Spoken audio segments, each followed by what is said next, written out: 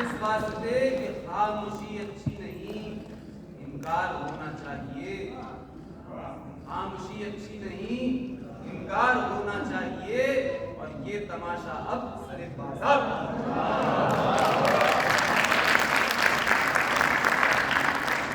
روایتی طور پر داستان صاحب نامے سے شروع کی جاتی ہے. ہم شہر عاشور کے آخری بند سے کریں گے.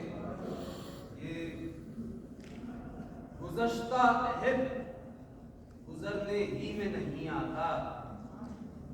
گزشتہ عہد گزرنے ہی میں نہیں آتا. یہ حادثہ دل کو معجزوں کے خانے میں جو رد ہوئے تھے جہاں میں کئی صدی پہلے، وہ لوگ ہم پہ مسلط ہیں اس زمانے میں.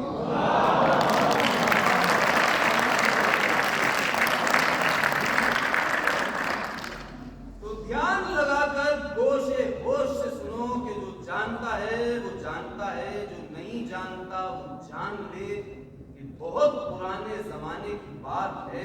ایک تھا بادشاہ ہمارا تمہارا خدا بادشاہ. کہانی ایسی جھوٹی نہیں، بات ایسی میٹھی نہیں.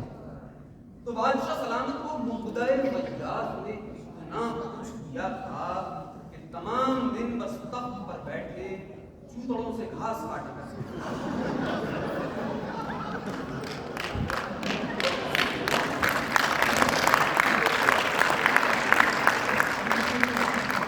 سوائے رفع حاجت کے ہر حاجت کو نوکر رفع کرتے.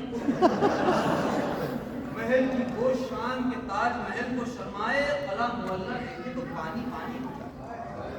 حرم سرا میں پریوں کا ذکر، ہر پری نور نالا چشمے بدبو گویا کے رشک خو، بلکہ بقول مولانا مرکب عین کرو کاف.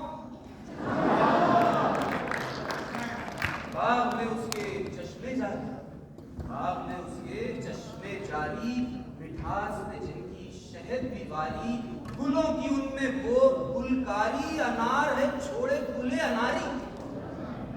رنگے گل کا وہ نئے رنگ دیکھ جسے خود نرگس دم.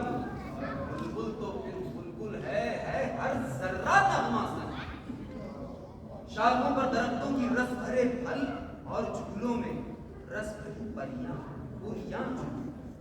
پریزاد انہیں پینگے دے کر سب سے پینگے بڑھاتے، ہر آنے جانے والے کو اپنے حسن دلکش کا نشانہ بناتے.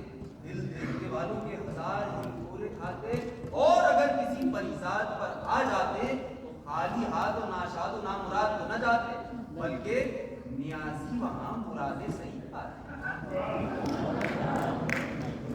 مگر باغ رشک مینو سوار کا بھی باغ شداد ارم کا سا حال تھا کہ جہاں بادشاہ سلامت کو اس میں قدم ننجا فرمایا وہی ان کا سر چکرا دیا. بوئے گل جو دماغ میں گئی، ناک میں اس کے دم آیا، چھینکیں آئی، نزلہ آیا، ناک کے رستے رینٹ آیا، جس سے سب کا جی متلایا لوٹ کے گھر کو آیا.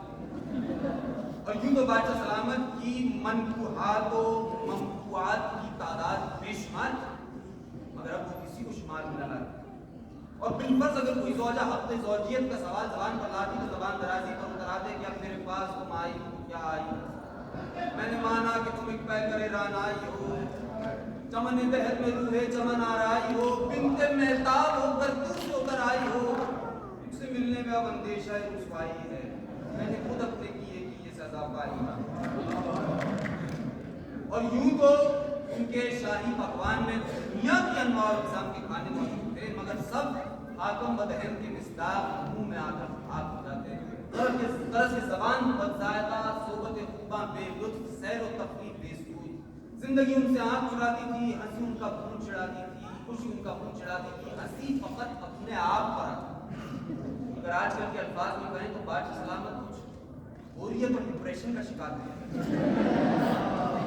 ایسے میں ان کا وزیر بد تدبیر جو ان کا خوشامدی ٹٹو تھا، اور یہ تو آپ جانتے ہی ہیں کہ جو خوشامد کرے خلق اس سے سدا راضی ہے، جو خوشامد کرے خلق اس سے سدا راضی ہے. اب تو یہ ہے کہ خوشامد سے خدا راضی ہے.